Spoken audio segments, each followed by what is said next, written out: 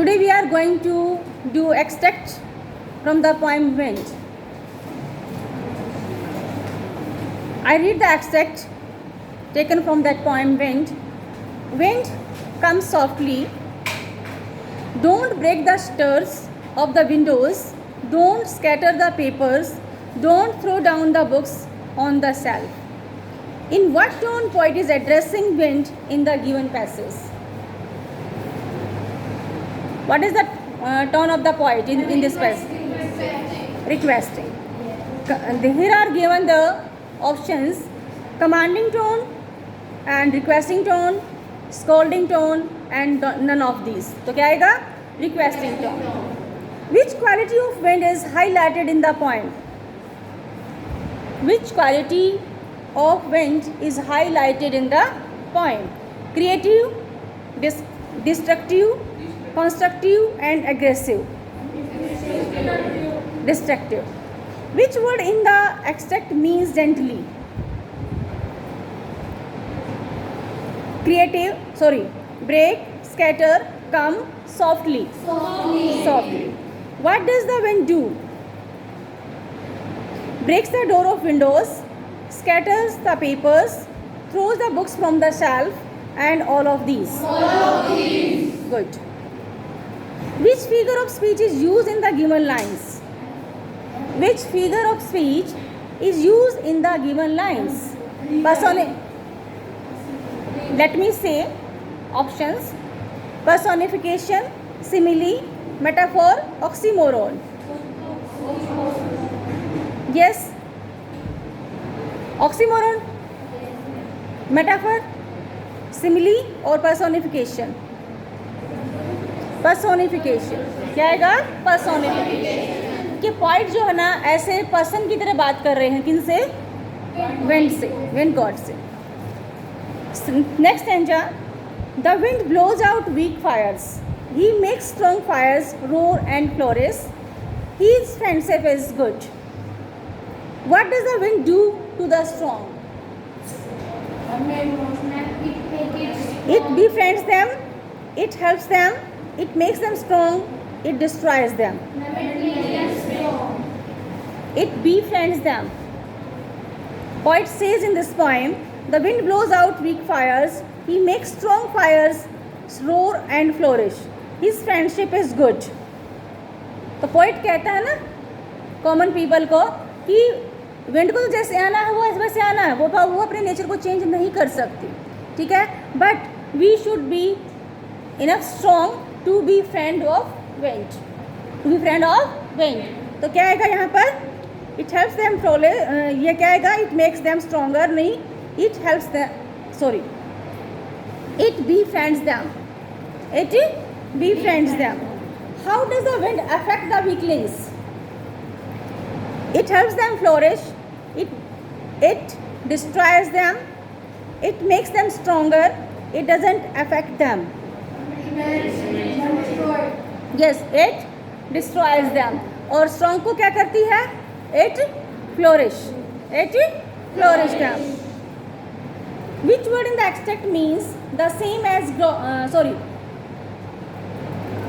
Which word in the extract means the same as growth? Growth, flourish, roar, good, and blows. Growth, flourish. कहता है flourish.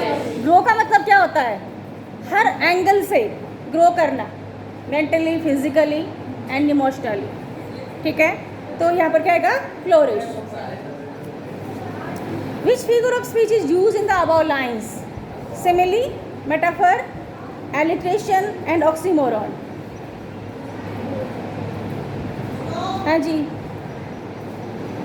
Which figure of speech is use in the above lines? Simile, metaphor, alliteration and oxymoron. हाँ जी. Tell me. Alliteration. क्यों? Flourish, fires, flourish, friendship, ठीक है. Fires, flourish, friendship. किसकी sound की repetition हो रही है ना, क्या आएगा, alliteration. Which word in the extract means the same as growth, ये हो चुका है फ्लोरिश. नेक्स्ट देखिए, what does the wind god winnow, what does the wind god winnow, the weak things to the from the strong things. Next poem है rain on the roof. Poem third. I have sent you explain through the video that I have sent you day before yesterday. Okay? Got it? Rain on the roof. Now we will do extract of this poem. As she used in years agone to regard the darling dreamers, she left them till the dawn. Oh, I feel her fond look on me as I list to listen refrain. These lines have been taken from the poem. Which poem? Rain on the roof. Which sound is the poet listening to? The sound is of the wind, the sound of the lightning, the sound of the rain, the sound of the train, the sound of rain. In the given lines, the poet is feeling sorrowful, relaxed, nostalgic, and regretful. Relaxed. He is lying in a cozy bed. ठीक है? He is lying in a cozy bed and he is pressing the pillow and having the dreams. What type of dreams? Thread like dreams. एक के बाद एक. ठीक है? चलिए next question है, the sound reminds the poet of his happy relax days, his childhood, the natural wondrous beauty of past, his siblings. Yes, the natural wondrous beauty of past, his siblings, his childhood and his happy relaxed days. His childhood, क्योंकि वो कहता है ना कि मुझे जब भी rain falling होती है, इस टिंकलिंग की आवाज़ जब भी मैं सुनता हूँ तो आई रिमाइंड माई मदर, कि वो जब मेरे सिबलिंग्स को, डार्लिंग ड्रीमर्स को शाम को एक फ़ोन लुक देती है और डान तक जो है ना वो हमें सोने के लिए छोड़ देती है. ठीक है? Darling dreamers in the extract refers to the poet and his siblings, the poet and his friends, the poet and his classmates, the poet and his neighbours. The poet and his siblings. Okay.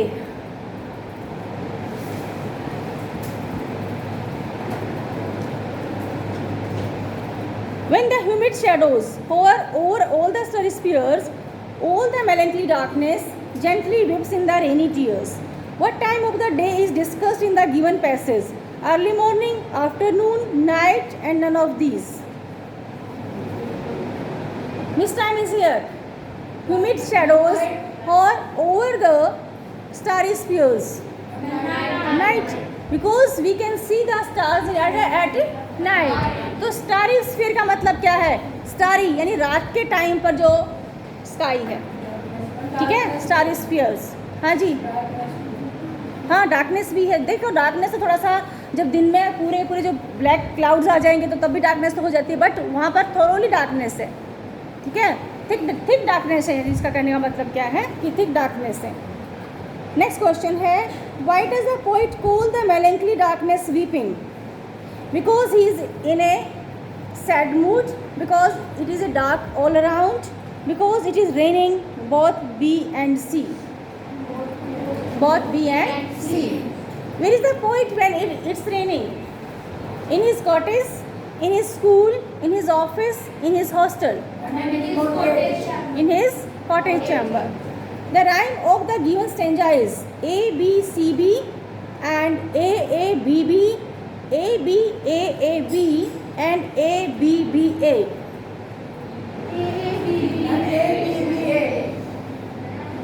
A देखिए for and spears, darkness and tears.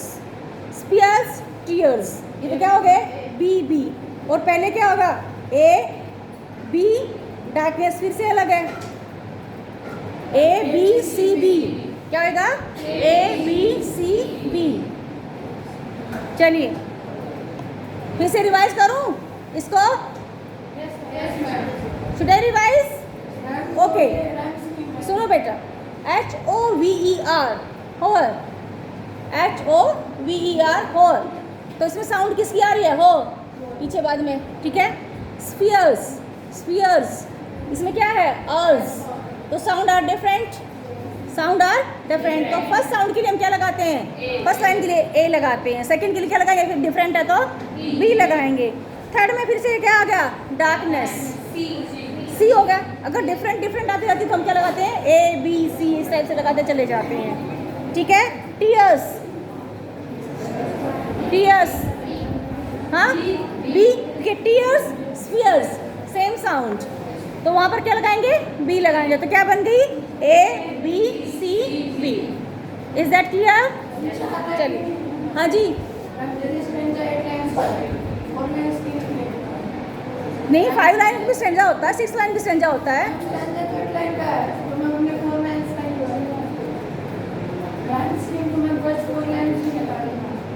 You mean to say that in your book that a stanza is of 8 lines? Show me. Show me textbook. Yes. तो फिर से वही आ जाएगा ना बेटा, देखो A B C B, pillow bat patter head, नहीं यहाँ स्टेंजा ठीक है यही दे रखा है, लेकिन बार बार रिपीट तो वही साउंड, 4 लाइन के बाद वही साउंड रिपीट हो रही है ना। देखो 4 लाइन के बाद ए बी सी बी, उसके बाद फिर से वही रिपीट हो रही है ए बी सी बी, ठीक है ठीक है। यहाँ पर स्टेंजा उसने अलग अलग 8 लाइन का दे रखा है, लेकिन यहाँ पर जो हम देखेंगे वो 4 लाइन का ही देखेंगे, क्योंकि 4 लाइन के बाद फिर से सेम रिपीट हो रही है, तो इसका मतलब हम राइम स्कीम किससे लेंगे 4 लाइन से देखेंगे।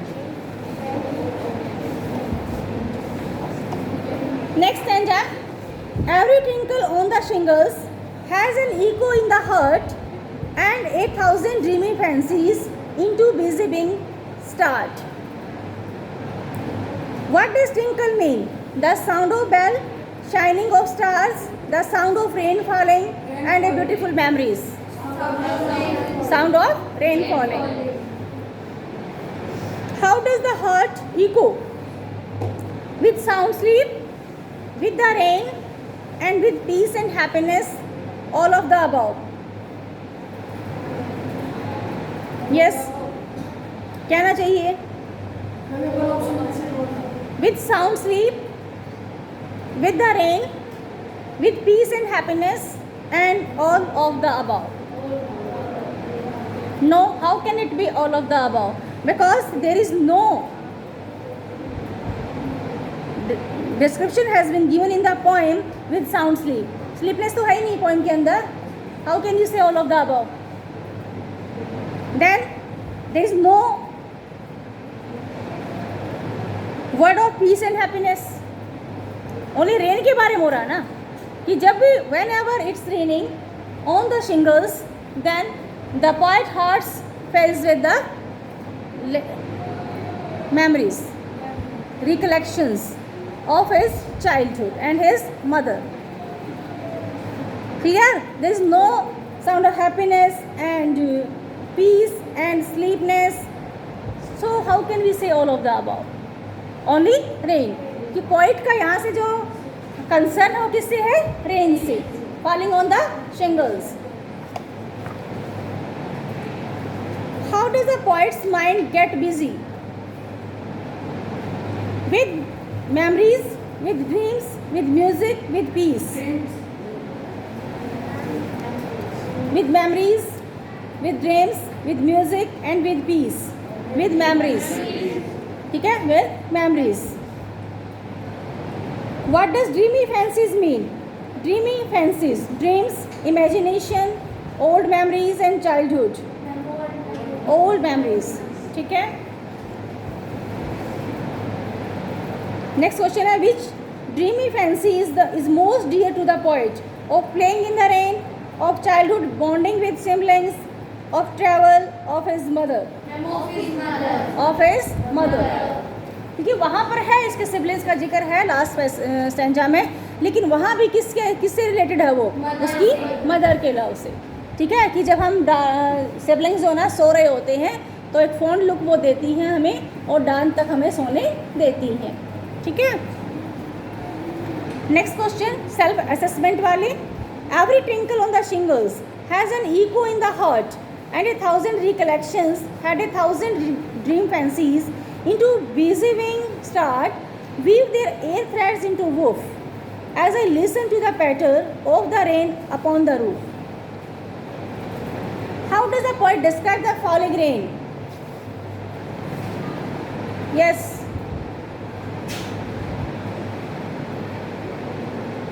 How does the poet describe the falling rain? Rain creates peace in his heart, and rain creates immense pain in his heart. Rain creates immense pleasure in his heart. Rain creates echo in his heart. Rain creates echo in his heart. What does the mind of the poet fancy? Old thoughts and memories are recollected by the poet. Imagination of the poet, thoughts and dreams of the poet, and none of the above. Old thoughts and memories are recollected by the poet. Recollected का मतलब क्या है? Remember. Trace a word from the extract that means memories, fancies, threads, recollections and pattern. Recollections. क्या? Recollections. The poet is dreaming about his mother, father, sister, friend. Mother. Clear है बेटा ये तो? Mother. Which of these is not a sound word? Which of these is not a sound word? Tinkle, patter, both A and B, none of the above. How can you say? Is not a sound word. Okay, good. None of the above. Sorry. इसने पूछे which of these is not a sound word, यानी sound word नहीं है, but सभी तो sound word है. Tinkle भी sound word है, पैटर भी साउंड वर्ड है, बोथ ए एंड बी भी साउंड वर्ड है. तो इसमें से आंसर क्या बनेगा? None of these.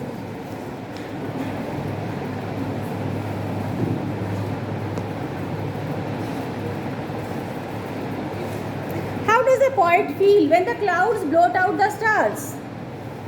Blot out का मतलब क्या है? जब clouds जो है ना stars को कवर कर लेते हैं तो क्या होता है? कैसे poet feel करता है? When the clouds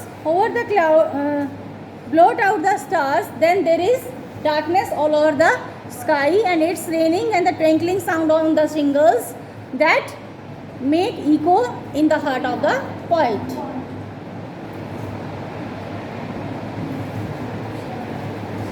Okay, that's all for today. From this poem, these 3 poems. ठीक है?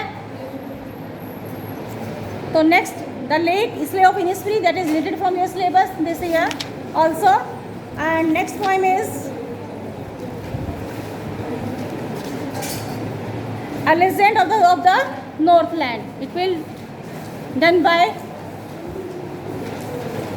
yes, we will do it in tomorrow. ठीक है?